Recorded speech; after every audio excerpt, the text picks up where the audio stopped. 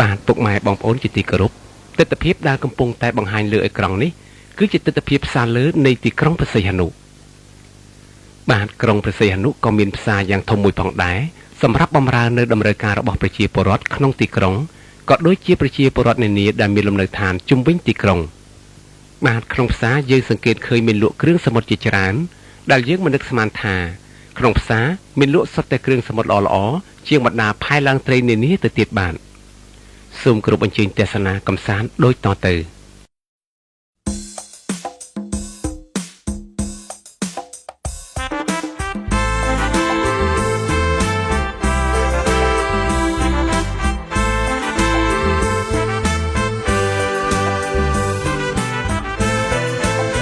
ស្រីអើយស្រីម៉ៅកូនយូទៅកំប្លង់ប្លង់ស្រីអើយស្រីម៉ៅកូនយូទៅកំប្លង់ប្លង់មុខមូលក្រឡងអើយដូចវងចន្ទ្រាមុខមូលក្រឡងអើយដូចវងចន្ទ្រាចំកែងរាវខ្លងសង់វែងសំប្រប្រាំងស្មាចំកែងរាវខ្លងសង់វែងសំប្រប្រាំងស្មា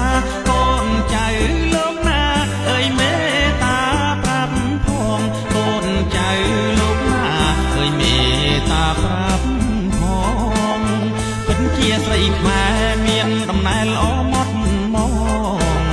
ពិតជាស្រីខ្មែរមានដំណើរល្អម៉ត់ម៉ងរឹកពីនួនល្អងអើយសាំងសំគ្មានទងរឹកពីនួនល្អងអើយសាំងសំគ្មានទងដើររកយូរហើយបងមិនដែលឃើញសមដើររកយូរហើយបងមិនដែលឃើញសមស្រីមានសំរងអើយគឺរូបម៉ៅស្រីចិត្តរៀមស្មាំងស្មោះអើយតែស្រស់ម៉ៅស្រី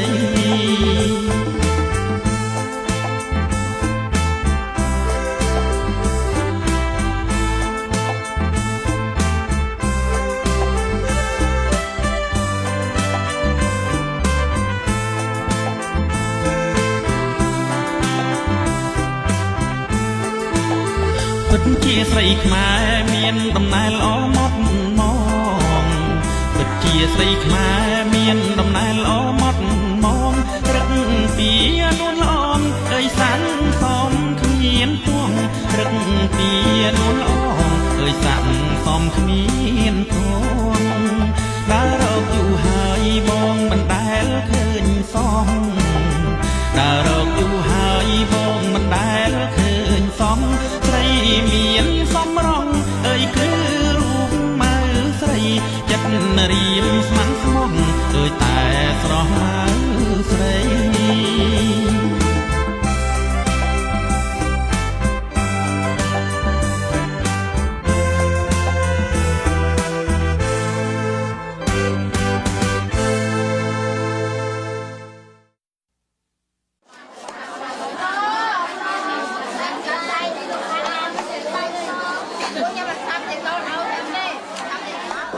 បាទយើងសង្កេតឃើញថាមានលក់ត្រីសមុទ្រជាច្រើនប្រភេទត្រីទាំងអស់នេះត្រូវបានប្រជាពលរដ្ឋយើងទិញមកពីអ្នកនេសាទហើយលក់ក្នុងតម្លៃថ្លៃគួរសមត្រីសមុទ្រទូទៅ1គីឡូតម្លៃ 6,000 រៀលមឹក1គីឡូតម្លៃ 12,000 រៀលបង្គា1គីឡូតម្លៃ 15,000 រៀលក្តាមថ្ម1គីឡូតម្លៃ 20,000 រៀលបាទទោះជាតម្លៃក្នុងផ្សារថ្លៃជាងតម្លៃតាមផែនត្រីយ៉ាងណាក្តីក៏យើងសង្កេតឃើញថាមានអ្នកទិញច្រើនណាស់ដែលមកផ្សារដែលធ្វើឲ្យតំបន់ប្រជុំជននេះមានសភាពអ៊ូអរក្រៃលែងនេះបញ្ជាក់ប្រាប់ថាឲ្យតែមានរបស់ល្អហើយឆ្ងាញ់ទោះជាថ្លៃក៏ប្រជាពលរដ្ឋយើងមិនរៀថយក្នុងការទិញយកទៅបរិភោគឡើយ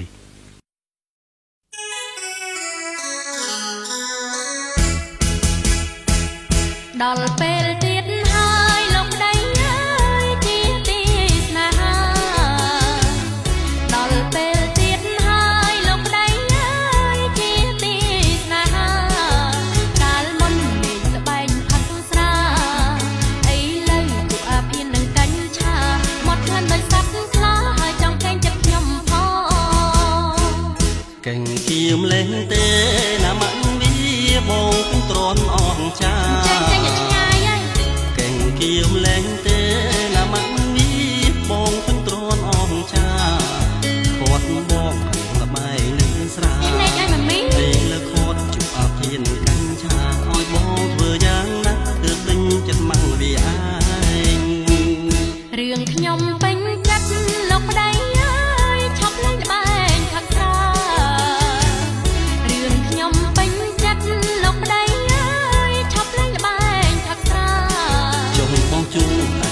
នឹងកញ្ឆា ត្រូវតែឈប់ទាំងអស់ទៅប៉ាវារឿងស្រានឹងពីអាភៀននឹងកញ្ឆា បងសូមខ្លាចហើយប្រពន្ធហើយតាអត់ដីធ្វើអ្វីបងសូមខ្លាចហើយប្រពន្ធហើយតាអត់ដីធ្វើអ្វី ទុំនេទាំងពេលយប់និងពេលថ្ងៃ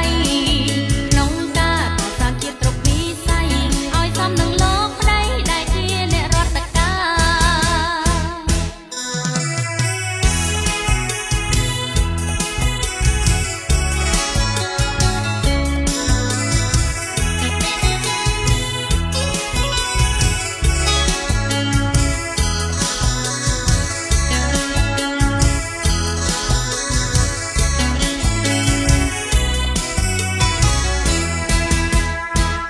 ដល់ពេលទៀតហើយលោកប្តីអើយជាទីស្នេហាដល់ពេលទៀតហើយលោកប្តីអើយជាទីស្នេហាកាលមុនលេងល្បែងផឹកស្រាឥឡូវជួអាភៀននឹងកញ្ឆាមកថ្លិនដូចសត្វខ្លាហើយចង់កេងចិត្តខ្ញុំផង កេងគៀវម្លេះទេណាម៉ាក់វាបងទាំងទ្រាំអងចាកេងគៀវម្លេះទេណាម៉ាក់វាបងទាំងទ្រាំអងចាខត់បងល្បែងនឹងស្រាហើយលើខត់ជួបអាភៀននឹងកញ្ឆាឲ្យបងធ្វើយ៉ាងណាទើបទិញចិត្តម៉ាក់វាឯង រឿងខ្ញុំពេញចិត្តលោកប្តីអើយឈប់លេងល្បែងផឹកស្រារឿងខ្ញុំពេញចិត្តលោកប្តីអើយឈប់លេងល្បែងផឹកស្រា ជុំបងជួងតែអាភៀននឹងកញ្ឆា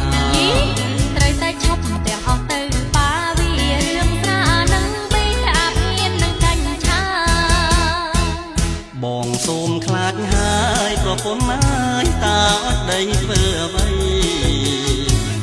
បងសូមខ្លាចហើយប្រពន្ធហើយតាអត់ដីធ្វើអ្វី ទុំនេទាំងពេលយប់និងពេលថ្ងៃក្នុងការកសាងជាតិគ្រប់វិស័យឲ្យសមនឹងលោកប្តីដែលជាអ្នករដ្ឋការឲ្យសមនឹងលោកប្តីដែលជាអ្នករដ្ឋការ បាទក្រៅពីបង្គាត្រីសមុទ្រនិងក្តាមថ្មយើងសង្កេតឃើញថាក៏មានលក់បង្កងសមុទ្រផងដែរដែលយើងហៅថាបង្កងប៉ាកបាទបង្កងប៉ាកឆៅនេះ1គីឡូតម្លៃ 10000 រៀលហើយក៏មានលក់ប្រភេទត្រីធំម្យ៉ាងទៀតហៅថាត្រីបបែលបាទត្រីបបែលនេះគឺ1គីឡូតម្លៃត្រឹម 8000 រៀលប៉ុណ្ណោះឯត្រីធំម្យ៉ាងទៀតនេះមានឈ្មោះថាត្រីកំមុង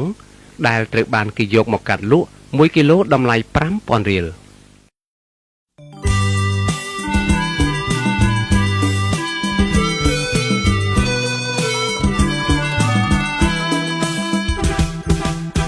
អីណែអង្គស្រូវថ្មីស្រីបងពីនាងនឹងបងអីណែអង្គស្រូវថ្មី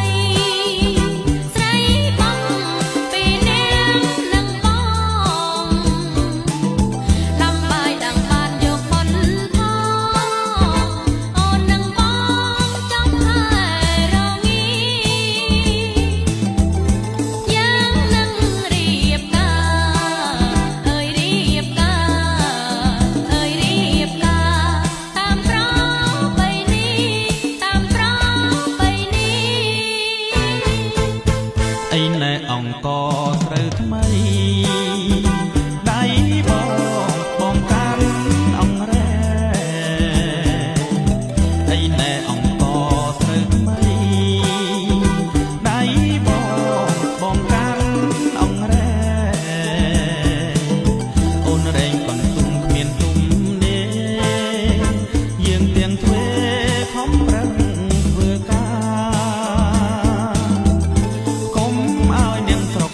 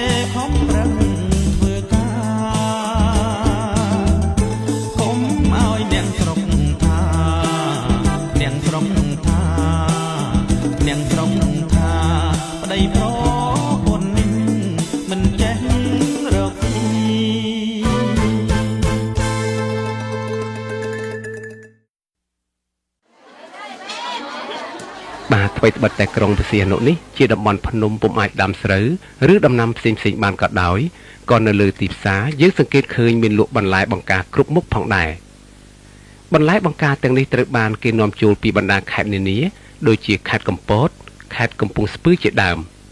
ហើយបន្លែបង្ការនេះលក់ក្នុងតម្លៃខ្ពស់បំផុតបាទគឺបានថ្លៃជាងនៅភ្នំពេញទៅទៀតបាទ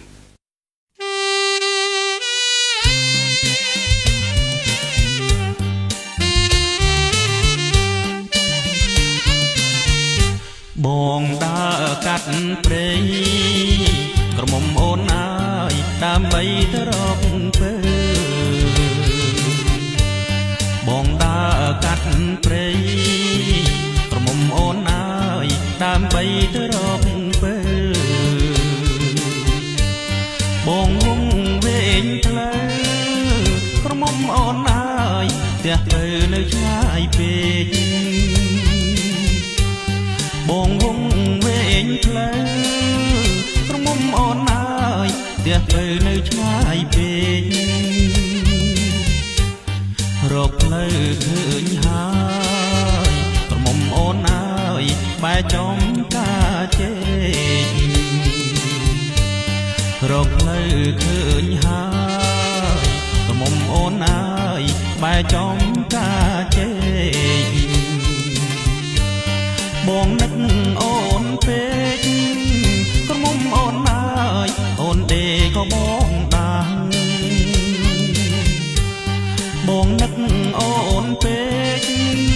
ក្រមុំអូនអើយអូនដេកក៏បងដាំង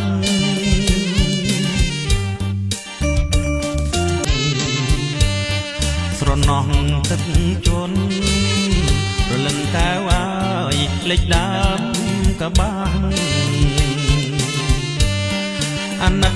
អូនម៉ាស់ព្រលឹងកែវអើយកបាំងទៅលងខ្ចីអាណិតអូនម៉ាស់ព្រលឹងកែវអើយកបាំងទៅលងខ្ចី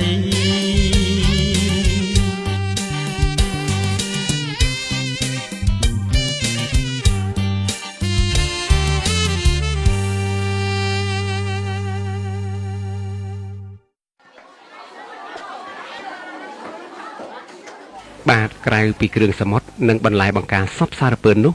ទីប្រជុំជនផ្សារក្រុងព្រះសីហនុនេះក៏មានលក់សាច់មាន់ទានិងសាច់ជ្រូកសាច់សុទ្ធជាច្រើនផងដែរខណៈនេះខ្ញុំបាទសូមបង្វែរខ្សែចក្ខុពុកម៉ែបងប្អូនមកទស្សនាផ្សារសាច់វិញម្ដងបាទ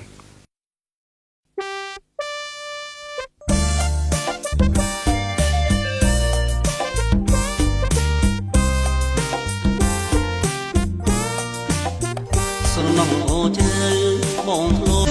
ទុកតែដៃមួយហុចឲ្យអូនចាប់បើចាំដៃ